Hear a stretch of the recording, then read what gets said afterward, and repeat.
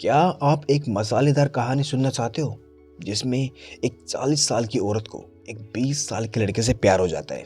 तो चलिए शुरू करते हैं। कहानी की शुरुआत में एलिस नाम की एक औरत को दिखाया जाता है जिसकी उम्र 40 साल है। वो अनुभवी है, खूबसूरत है और अपने काम के लिए डेडिकेटेड है। लेकिन वो एक सिंगल मदर है। एलिस एक फैशन मैगजीन में काम करती है। एक बार एलिस अपनी कंपनी के काम से ब्राज़ील जाती है और वहाँ वो एडम नाम के 20 साल के लड़के से मिलती है जो कि कॉलेज में पढ़ता है, जो किसी तरह से उसके साथ फ्लाइट में बैठ जाता है, बिल्कुल उसकी बराबर वाली सीट में। अब प्लेन में जब टर्बुलेंस की वजह से एलिस डर जाती है, वो एडम का हाथ पकड़ लेती है। ये देखकर एडम मन ही मन बहुत खुश होता है। और अब फ्लाइट लैंड होने के बाद एलिस जाने लगती है तो एडम बात करने की कोशिश करते हैं, मगर एलिस वहाँ से निकल जाती है। मगर वहीं एडम को एलिस का पेन ड्राइव मिलता है जो सीट के नीचे गिरा होता है। मगर इससे पहले वो एलिस को देता वो वहाँ से निकल चुकी होती है। अब एलिस अगले दिन ऑफिस जाती है और वहाँ उसे पता चलता है कि कोई एडम नाम का आदमी उससे बात करना चाहता है। मगर एलिस मना कर देती है कि वो किसी एडम को नहीं जानती। अब एलिस बॉस से मिलती है तो बॉस कहता है तुम्हें कुछ नया करना चाहिए। अब तुम्हारे आर्टिकल्स में वो बात नहीं है, कोई मसाला नहीं है, और अगर ऐसे ही चलता रहा तो मैं तुम्हें काम से निकाल दूंगा। अब एलिस लेट नाइट तक काम करती है और वहाँ उसे एक नोट से पता चलता है कि एडम किसी पेन ड्राइव की बात कर रहा था। अब एलिस एडम को कॉल करती है तो एडम एक बार में होता है और एलिस भी वहीं पर पहुंच जाती है।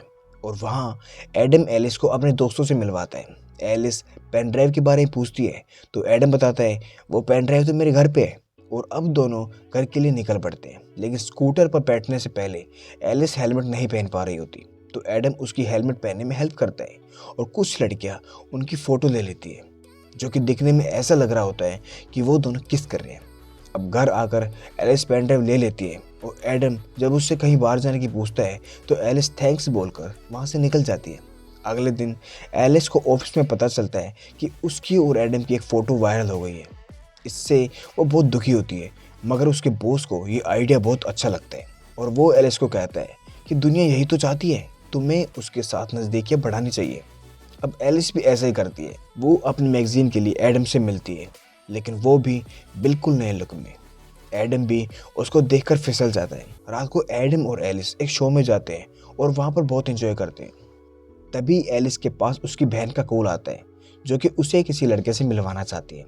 अब एलिस झूठ बोलकर वहाँ से निकल जाती है, मगर घर आकर वो भी उस लड़के से कुछ ज़्यादा अच्छे से बात नहीं करती और वो लड़का भी नाराज़ होकर वहाँ से निकल जाता है। अब एक दिन एलिस और एडम एक फैशन शो में जाते हैं और शो के दौरान एक मॉडल रैंप पर गिर जाती है। लेकिन तभी एडम बिना कुछ सोचे समझे उसकी मदद करने के लिए चला जाता है। ये बात एलिस की बॉस यानी कि कंपनी की सीईओ देख लेती है और उसको ये बात बहुत अच्छी लगती है। अब शो के बाद एडम और एलिस पार्टी करते हैं जहाँ पर वो ड्रिंक करते हैं और एक दूसरे के काफ़ी करीब आ जाते हैं। और जैसे ही वो दोनों किस करने वाले होते हैं, एलिस देखती है कि कुछ लोग उनकी फ़ोटो लेना चाहते हैं, इसलिए वो वहाँ से निकल जाते हैं और वहाँ से सीधा घर आते हैं। अब धीरे धीरे वो एक दूसरे में खो जाते हैं और दोनों इंटीमेट हो जाते हैं। अगले दिन एलिस के घर में उसकी बहन और उसकी बेटी आ जाते हैं और एलिस उन्हें बताती है कि एडम उसका कलीग है। और अब जब एडम वहाँ से निकल रहा होता है तो दरवाजे पे एलिस एडम को दोबारा किस करती है, यानी कि एलिस अब सच में एडम को पसंद करने लगी है। अब वो दोनों एक दूसरे के साथ वक्त बिताने लगते हैं। एक दूसरे के साथ उन्हें बहुत अच्छा लगता है। एक दिन एडम उससे शादी के लिए पूछते हैं, मगर एलिस मना कर देती है क्योंकि वो दोनों बहुत अलग होते हैं। हालांकि एलिस एडम से सच्चा प्यार करती है, वो उसे पसंद भी करती है, लेकिन अपनी बेटी और काम को सोचते हुए वो उसे मना कर देती है और अब ये दोनों अलग हो जाते हैं।